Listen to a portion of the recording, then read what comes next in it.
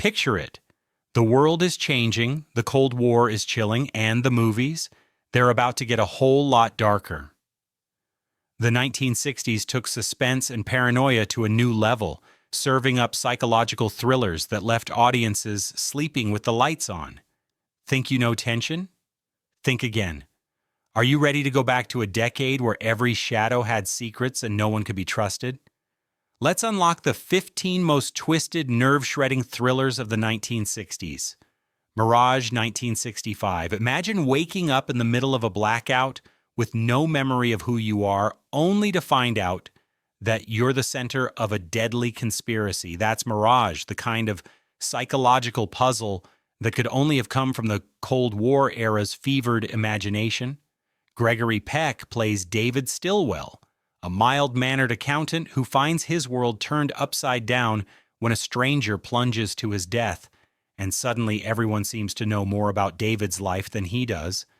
Directed by Edward Dmytryk, Mirage is a shadowy labyrinth where the city itself feels like an enemy, filled with echoing footsteps, disappearing elevators, and a parade of suspicious characters, played by a dream team of 1960s character actors like Walter Matthau and George Kennedy.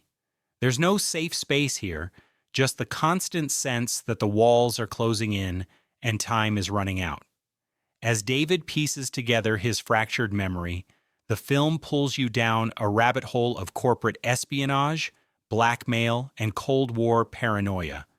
The tension isn't just in the gunplay or fistfights, it's in the slow realization that you can't even trust your own mind.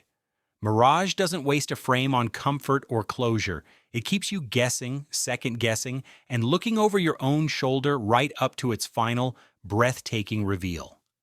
Peck's performance anchors the chaos, making every twitch of anxiety feel painfully real. If you ever wondered what Hitchcock would do with a 1960s New York noir, Mirage is as close as you'll get. A city-sized panic attack with style, brains, and just enough cynicism to make you question everyone in your address book. Lady in a Cage 1964. Step aside home invasion horror. Lady in a Cage is the claustrophobic, vicious original. Olivia de Havilland stars as Mrs. Hilliard, a wealthy widow recovering from surgery, whose home is her fortress, until the power goes out and she's trapped inside her personal elevator. As the hours tick by, what starts as a minor inconvenience becomes a waking nightmare when a parade of outsiders, drifters, thieves, and psychopaths descend on her house, turning her sanctuary into a war zone. Director Walter Grauman doesn't pull any punches. The camera never lets you escape Mrs. Hilliard's mounting terror, turning her luxurious home into a pressure cooker of paranoia and violence. It's as if every social anxiety and class resentment of the 60s gets weaponized against one fragile woman. And then there's James Caan in one of his earliest and most menacing roles, leading a pack of youthful intruders with a cold, sadistic glee that feels almost prophetic of later, more brutal thrillers. The brilliance of Lady in a Cage isn't just its physical suspense, it's the psychological unraveling. You feel every second of Mrs. Hilliard's helplessness, every clang and creak of the elevator, every malicious grin from her tormentors.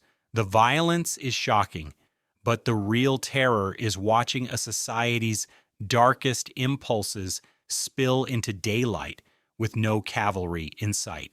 By the time the ordeal is over, you'll be sweating bullets and rethinking every convenience in your own home.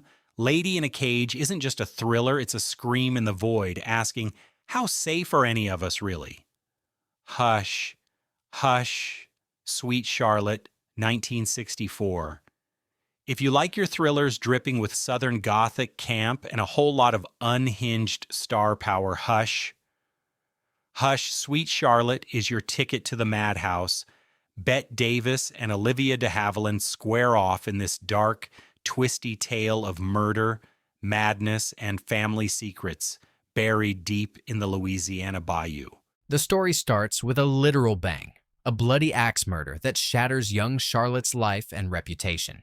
Fast forward decades, Charlotte is a reclusive, rumored to be insane heiress, holed up in her crumbling mansion as the town moves on. When her long-lost cousin Miriam de Haviland returns supposedly to help, old wounds are ripped wide open, and the ghosts, real and imagined, come crawling out of the woodwork. Director Robert Aldrich stages the whole thing like a fever dream. Shadows flicker, doors slam, and the air feels thick with rot and resentment. Is Charlotte crazy, or is someone driving her over the edge? That's the central question, and the film delights in twisting the answer until you're as confused and panicked as its heroine. Davis goes full tilt, giving a performance that's equal parts raw and gleefully over the top.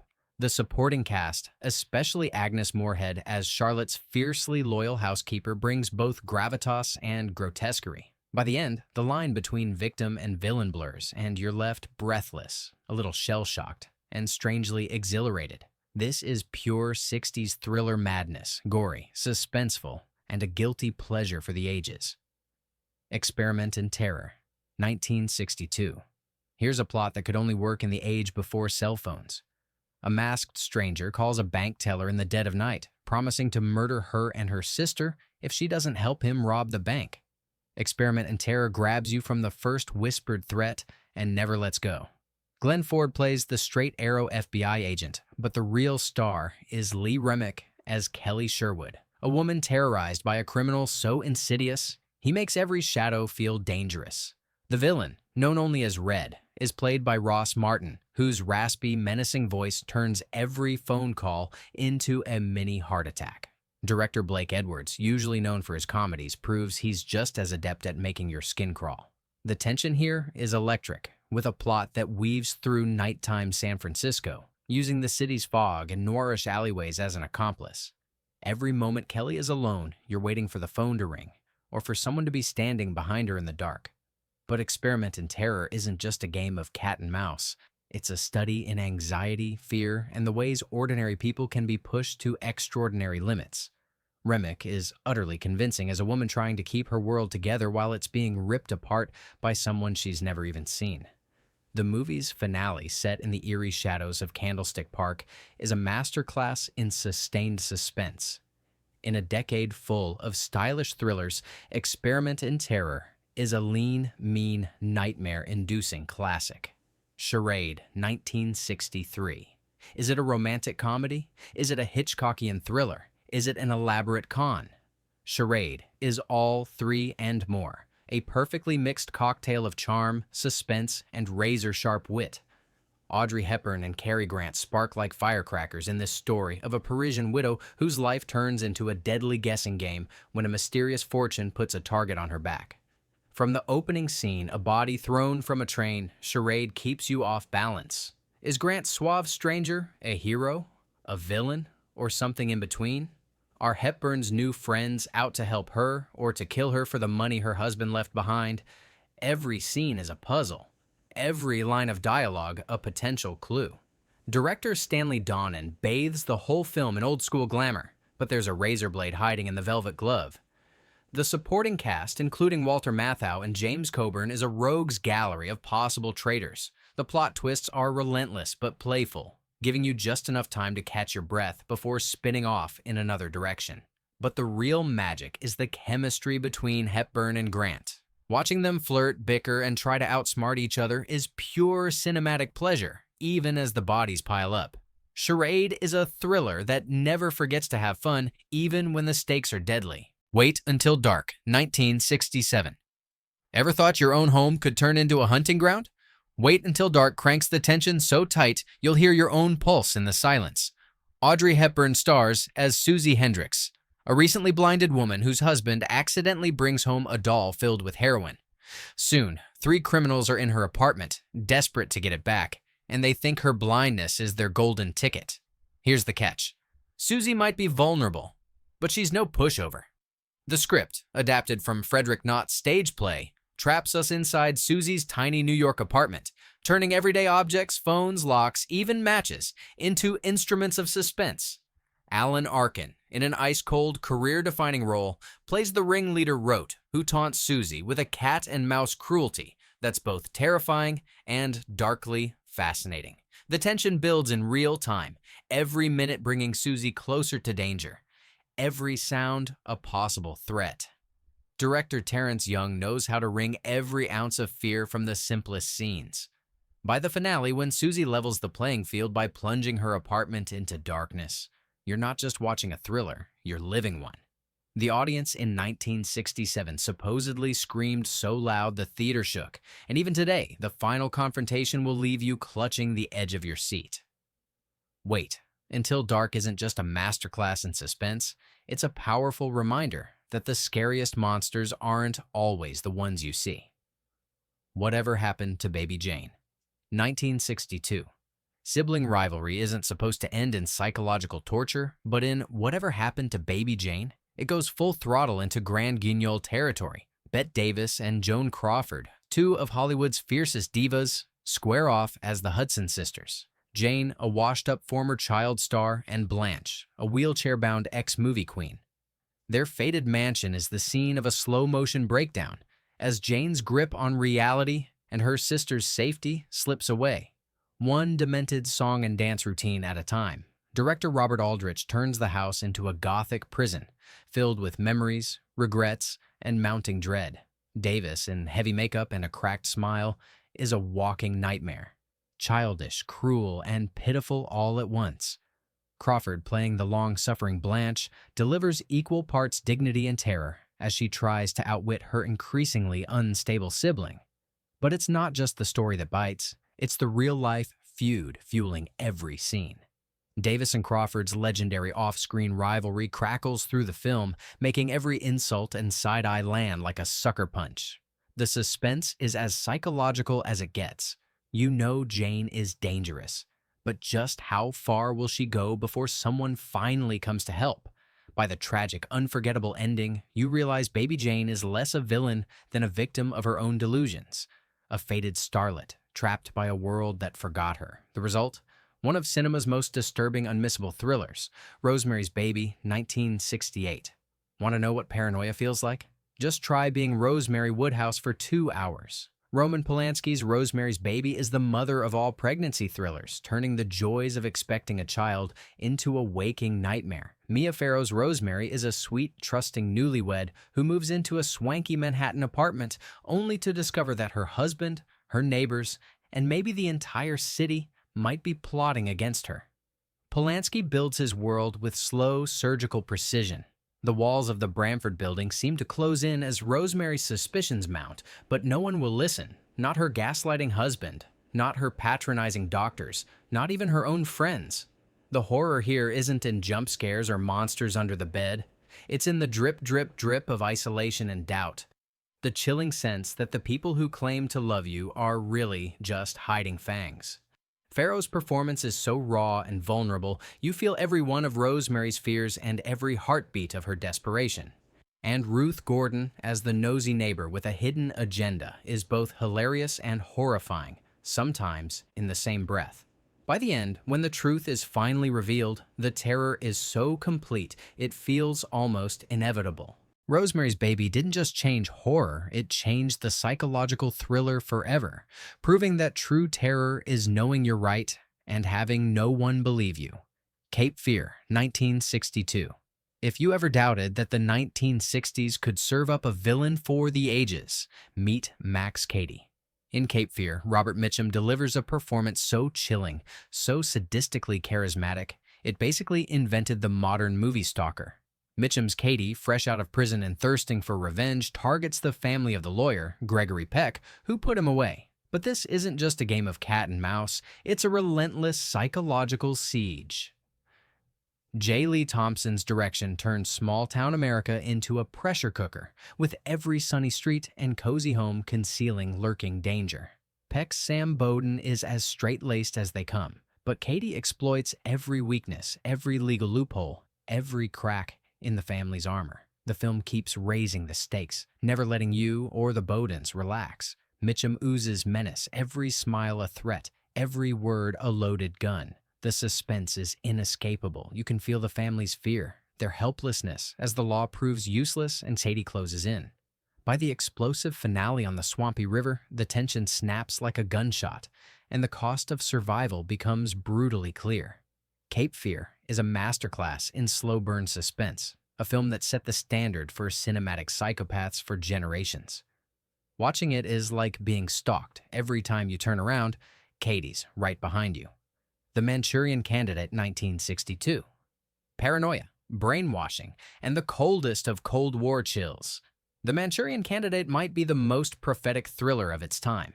John Frankenheimer's masterpiece digs into America's darkest fears, spinning a tale of soldiers captured in Korea, reprogrammed into unwitting assassins, and unleashed back home as ticking time bombs. Frank Sinatra is the haunted hero, but it's Angela Lansbury's Ice Queen mother who steals the show. Her performance as the ultimate manipulator is so diabolical, it practically jumps off the screen. Lawrence Harvey, as the programmed killer Raymond Shaw, is heartbreakingly believable, a war hero with a blank stare and a mind not entirely his own. The film's structure is a fever dream. Flashbacks blur into reality, nightmares leak into waking life, and every handshake hides a knife. Frankenheimer's direction is as taut as piano wire, full of shadowy rooms, hypnotic dialogue, and shocking bursts of violence. The climactic convention scene is still so tense, you'll forget to breathe.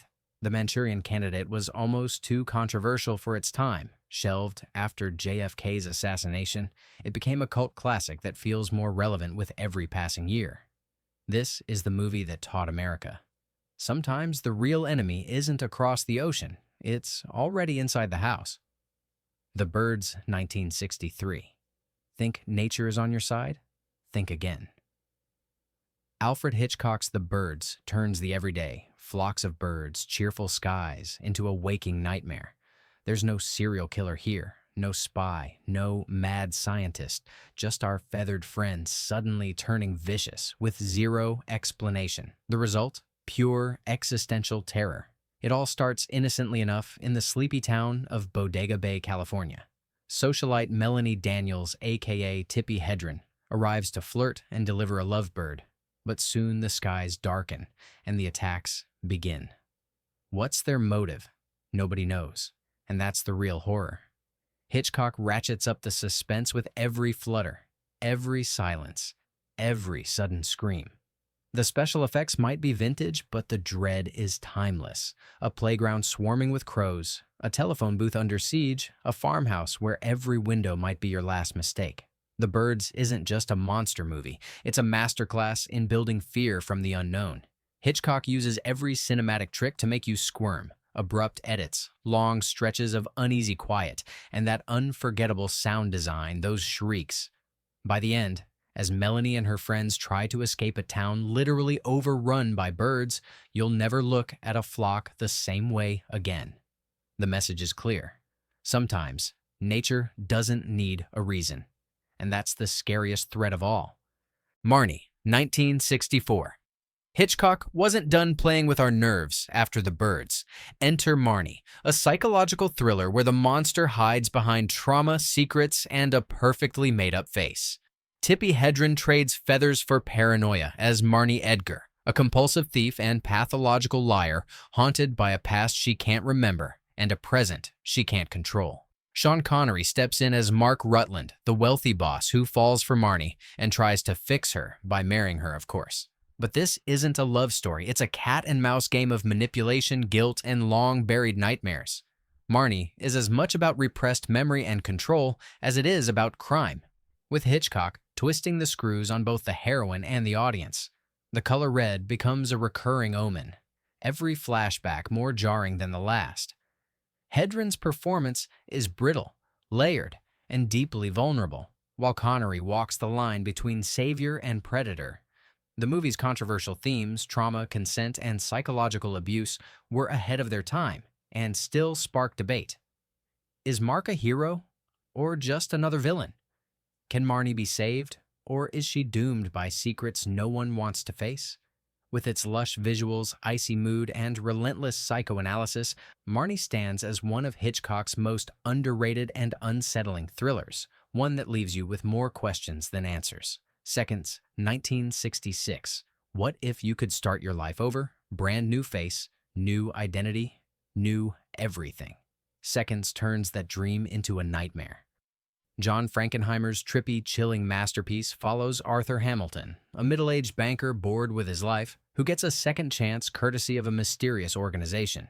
He emerges as Tony Wilson, played by Rock Hudson, with a new body, new house, and new problems he never saw coming. Seconds is the ultimate existential thriller, a movie that fuses body horror, science fiction, and psychological dread. The camera work is wild and unsettling. Fisheye lenses, off-kilter angles, and surreal montages plunge you straight into Arthur's escalating paranoia.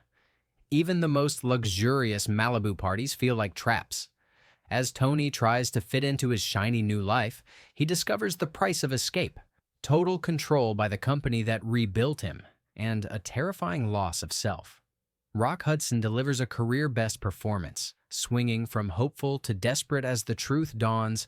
There's no such thing as a clean slate. Seconds bombed when it was released, but has since become a cult classic, revered for its sheer weirdness and emotional gut punch. It's a movie that asks, if you could erase your mistakes, would you really be free? Spoiler: the answer is not for the faint of heart. Peeping Tom, 1960.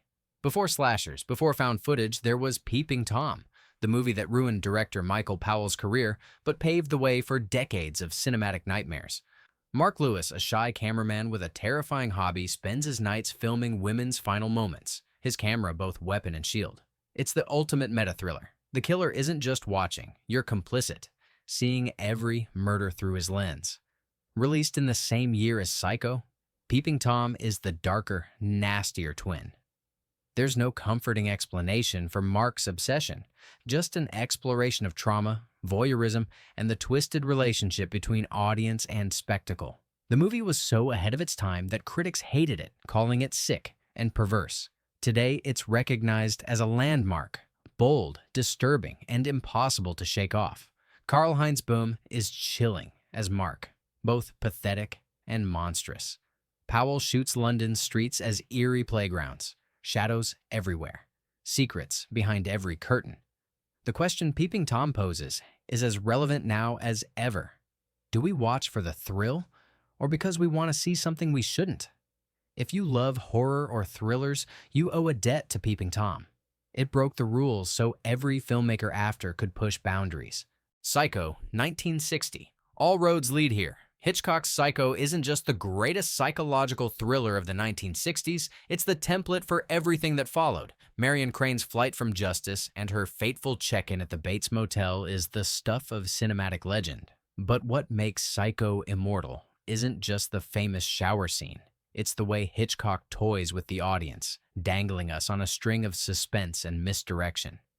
Anthony Perkins delivers a performance for the ages as Norman Bates, shy, awkward, and oh so creepy, with darkness lurking just beneath the surface. Janet Leigh's Marion is the audience's anchor until, shockingly, she isn't. That scene in the shower shattered every rule, traumatized a generation, and showed that no one, not even the star, was safe. The film's black and white starkness, Bernard Herrmann's shrieking score, and Hitchcock's gleeful direction create an atmosphere so thick you can cut it with a knife. Psycho doesn't just scare you. It makes you question everything about guilt, innocence, and the monsters hiding behind every door. Over 60 years later, it still works. It's magic. Every twist, every scream, every shadow in that old house on the hill, it all adds up to a thriller that defined an era, then outlived it. Psycho is the reason we still lock our bathroom doors. There you have it. The 15 most heart-pounding, brain-twisting psychological thrillers the 1960s ever unleashed. Did your favorite make the cut? Or did we leave some chilling masterpiece buried in the shadows? Drop your picks in the comments, hit subscribe for more cinematic deep dives, and share with that friend who can't sleep after a scary movie. Remember, sometimes the greatest suspense isn't about what you see, but what you can't forget. Stay sharp out there, because you never know what's lurking in the next reel.